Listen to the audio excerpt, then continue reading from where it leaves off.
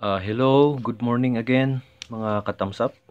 So, andito po ulit tayo para magtanim ng gabi o taro sa English. So, bubungkalin po natin o hihilain natin yung mga gabi para mabunot sa puno niya. Basta mag-ingat lang para hindi maputol o anuman.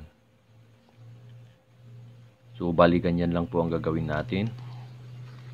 Walang tayo ng itatanim natin para at least naman maparami natin tong gabi natin dito.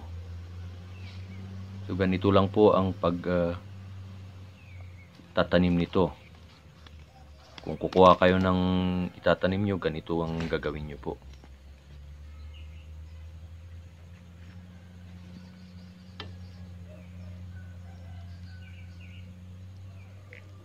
Piliin natin yung at least yung malalaki.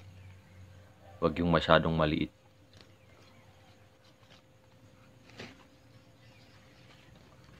Yung katamtaman, okay lang din.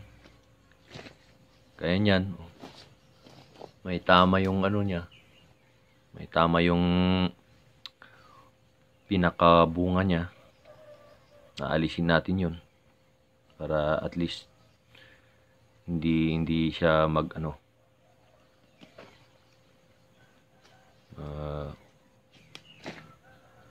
kumalat sa buong bunga niya. So ayan na po. Let's go in tanim-tanim.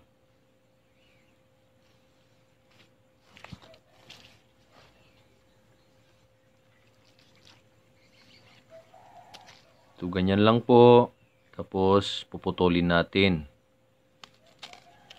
Huwag nating masyadong idiin ang pagputol sa pinakapuno niya.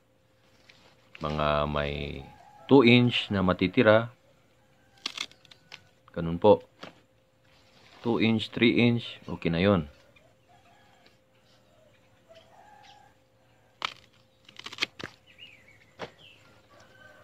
Tapos yung naputol na hindi natin may tatanim na yon, yun ang uulamin natin.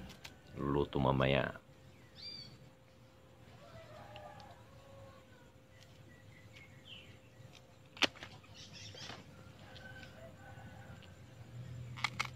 Yan po.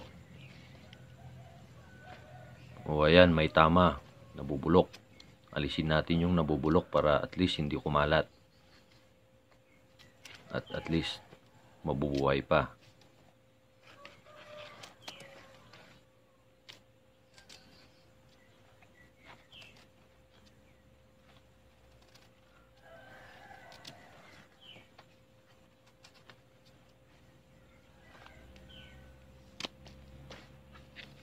Yan. So ngayon, itatanim na po natin.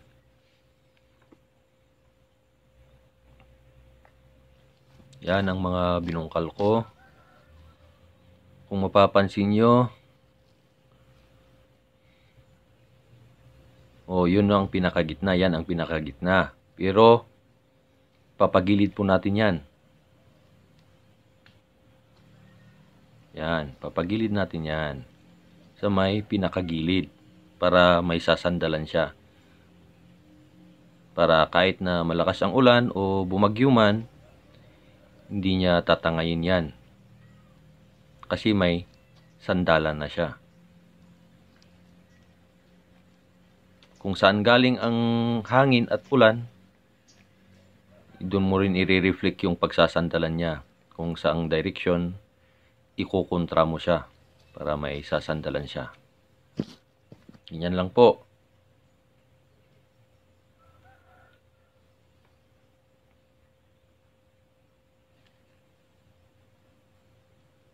Lahat ng pananim ko po sa luya, sa mga lahat, mga pipino o anuman, mga cabbage, repolyo, ganyan din ang ginagawa namin. Sa gilid pa rin siya, hindi sa sentro. At kung mapapansin nyo dito, yan po ay nakagilid at saka tabunan lang ng kunting lupa, hindi yung ipapatas mo. Gaya nito. Makikita mo ang label. Yon ang label na yan. Hindi ko pinuno na ipinatas sa nabungkal. Para dyan, bubuhos yung mga tubig, maiipon dyan at magtutubig yan. Kasi gustong gusto ng gabi ng matubig. Yan. Kaya hindi ko pinatas yan. Saka, pag magtanim ka talaga ng gabi, yung tatabunan mo lang yung mga, basta matakpan lang yung roots niya.